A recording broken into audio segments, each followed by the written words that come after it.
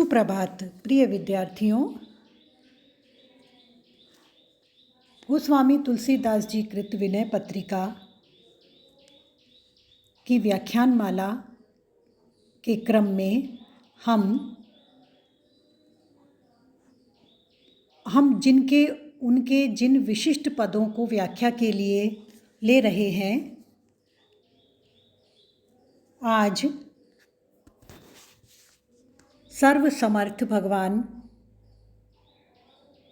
की विभिन्न विशेषताओं का गुणानुवाद करते हुए तुलसीदास जी के इस पद को हम अपनी व्याख्या के लिए में लेंगे।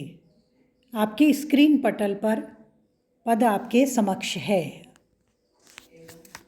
देव दूसरों कौन दया दीन को दयालु, सील निधान सुजान शिरोमणि शरणागत प्रिय प्रणत पालू, को समरथ सर्वज्ञ सकल प्रभु शिव स्नेह मानस मरालू, को साहिब किए मीत प्रीति बस खग निशिचर कपि भील भालू, नाथ हाथ माया प्रपंच सब जीव दोष गुण कर्म कराल कालू, तुलसीदास भलो पोच रावरो नेकु निरखी कीजिए निहालू। देव दूसरों कौन दीन को दयालु। तुलसीदास जी कह रहे हैं, हे देव अर्थात हे मेरे प्रभु श्री राम, आपको छोड़कर दीनों पर दया करने वाला दूसरा और कौन है। आप ही एकमात्र शील के स्थान हैं, ज्ञानियों में श्रेष्ठ हैं, शरणागत के परम प्रिय आधार और भक्तों का पोषण और पालन करने वाले हैं। भगवान के गुणों का गुणानुवाद करते हुए गोस्वामी जी ने प्रभु को शील, परम श्रेष्ठ ज्ञानी, शरणागत वत्सल और भक्त के पालनहार बताया है।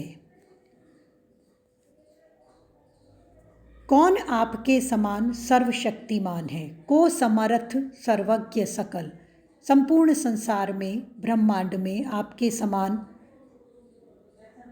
समर्थ कौन है, कौन सर्वज्ञ है अर्थात कोई आपके समान सब कुछ को जानने वाला नहीं है। और शिवजी के प्रेमाधीन होकर उनके हृदय में निवास करने वाले भी आप ही हैं। शिव स्नेह मानस, शंकर भगवान के स्नेह रूपी मान सरोवर में मराल के समान, हंस के समान आप ही विचरण करते हैं।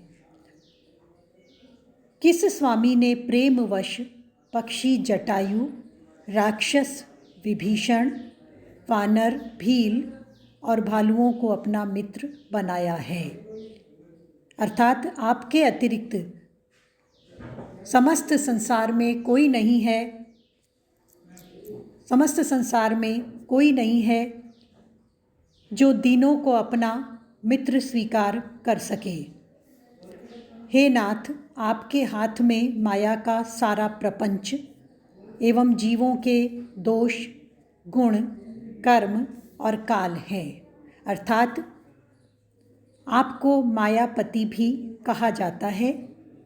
माया आपकी चेरी है। आप सब प्रकार से माया से मुक्त करने की सामर्थ्य एकमात्र आप में ही है।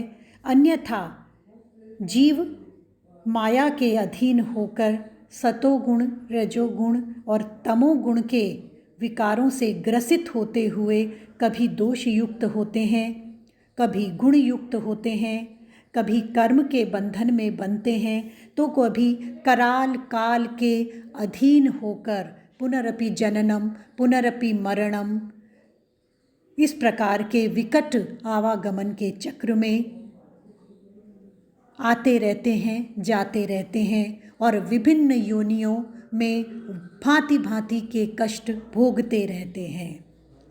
यह तुलसीदास भलो पोच रावरो। तुलसीदास यदि भला है तो भी, और पोच अर्थात बुरा है तो भी, रावरो आपका है। रावरो का अर्थ है केवल आपका है, आपके अधीन है, आपकी शरण में है, आपके नाम को लेकर उसके सहारे जी रहा है। इसकी और नेकु, नेकु अर्थात थोड़ा सा ही, जरा सा ही, निरखी कीजिए निहालू। हे नाथ, हे मेरे इष्ट देव राम, मेरी और तनिक लेश मात्र एक बार केवल देख लीजिए, मेरा जीवन सफल हो जाएगा। यह जो पृथ्वी, जल, तेज, वायु और आकाश, इन पांचों की जो ये सृष्टि है, और सृष्टि में जन्मों जन्मों से भ्रमण करने वाला ये तुलसी, पांच भौतिक प्रकृति के अधीन रहकर यह तो जान गया है कि इस अधीनता के परे जो स्वतंत्रता है वो हे परमात्मा आपकी ही भक्ति से प्राप्त हो सकती है। यहाँ इस पद में विशेष दृष्टि से देखें तो माया का उल्लेख है। अविद्या, विद्या, संधिनी, संदीपनी और आह्लादिनी, यही पंचधा माया है। भगवान से जोड़ने वाली योग माया को भी माया नाम से जाना जाता है, किंतु वह मायापति से जोड़ने का कार्य करती है। हम देखते हैं कि विनय पत्रिका में प्रायः स्तुति, देव स्तुति संबंधी पदों के में देवताओं की स्तुति के बाद अपने इष्ट देव की स्तुति करते हुए तुलसीदास जी एक संपूर्ण समर्पण किए हुए तुलसी के रूप में दृष्टिगोचर होते हैं। और बारंबार, एक नहीं अनेक पदों में तुलसीदास जी ने कौन दीन को दयालु कहा है, अर्थात अपने इष्ट देव के प्रति अनन्यता का उद्घोष करते हुए बारंबार अपने शरणागत वत्सल राम को ही दीनों के प्रति सदैव हर स्थिति में दया का सागर, दीन दयालु, करुणा सागर बताया है।